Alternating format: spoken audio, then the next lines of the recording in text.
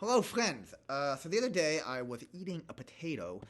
Actually, it was a pretty unremarkable, boring event, except, well, as sometimes happen when I'm doing these things, it inspired me to do some digging about the origin story of the word potato.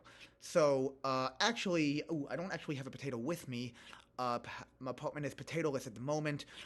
So instead, well, I think we know what a potato looks like, but just in case, here's a picture of, a particularly nice looking potato, I think. So anyway, the word potato that we know today is apparently a combination of two words used for two similar looking but biologically unrelated plants.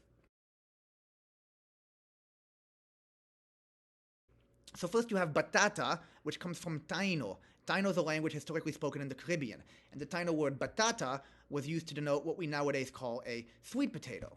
And when Christopher Columbus arrived in the Caribbean in the late 15th century, he brought back the sweet potato, or batata, to Europe.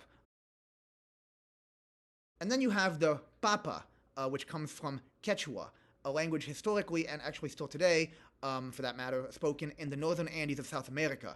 Papa denotes the potato that we know today. And after the Spanish colonized the region in the 16th century, they brought this new plant and its name back with them as well. So for a while, there were actually two similar looking foods in Europe, and the name eventually was combined into the word potato that we know today.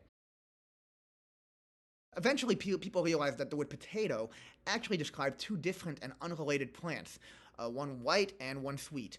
And because the climate in Europe favored growing the white potato, that one eventually just became the potato. It was more popular, and then the other one became known as the sweet potato.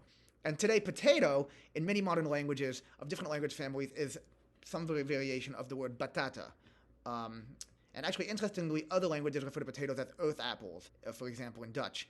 Although papas was the original word used to denote the modern day potato, today it actually only means potato in the Spanish spoken in Latin America, which is where the potato originated.